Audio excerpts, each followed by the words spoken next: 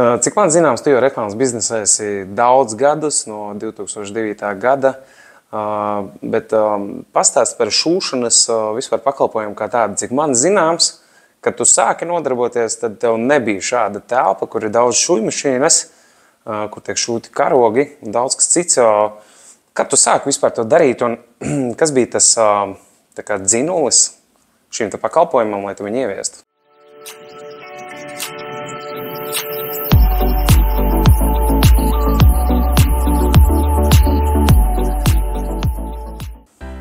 Tev ir taisnība, ka es saku jau ļoti sen, vairāk nekā 15 gadus atpakaļ. Protams, ka no paša sākuma man bija tikai ideja.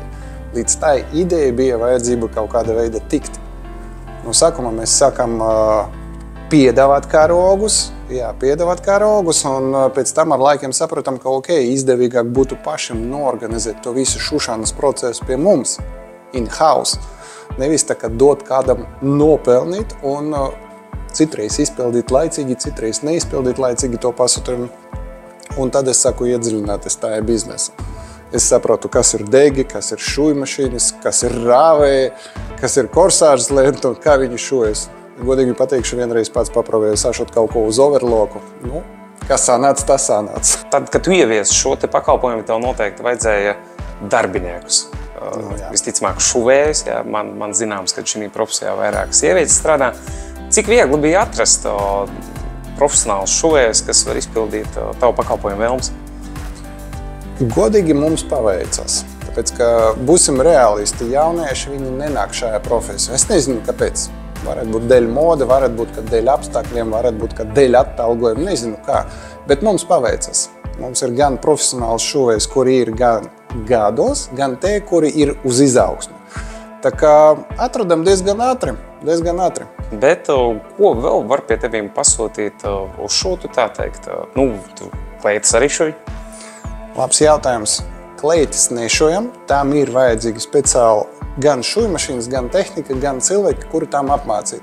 Mēs vairāk šojam visādas tehniskas audumus.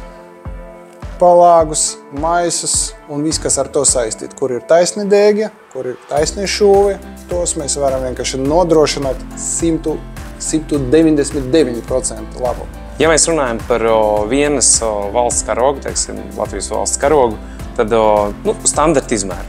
Cik ilgs laiks ir nepieciešams viena šāda karoga izgatavošanai un vai laiku ietekmē karoga materiāls? Laiku ietekmē karogu materiāls, tāpēc, ka dažādi karogu materiāli šūjas bišķiņ savādāk un uz dažādām šujmašīnām. Mums tas notiek ļoti ātri. Ja salīdzinot ar pārējiem, lai sašūt vienu karogu, standarta izmēra prasas kaut kur 15 minūtes. Cik man zināms, karogs ir tāda prece, ja man viņu vajag, tad man viņu vajag šodien vai man viņu vajag rīt. Kā ir ar tavu noliktavas atlikumu? Visiem standarta veidā Latvijas valstu karogiem mums jau ir izveidota pilna noliktava. Pie tā, ja neatradīsiet pie mums, var pameklēt arī kurša veikalos. Tas ir viens no mūsu tādiem sadarbības partneriem, kuri tirgo un izplata mūsu karogus. Viņam 100 punkti vajadzētu būt plaukta. Ja runājot par visiem pārējiem karogiem, mēs esam diezgan operatīvi, lai saražot to 1, 2, 3 darba dienu laikas atkarīgi no tā apjoma un pēcapstrādi, kuri prasas tiem karogiem. Tā kā, ja vajadzētu kaut kādu specifisku karogu, nav nekāda problēma, nav nekāda ierobežojuma. Būs gatavs.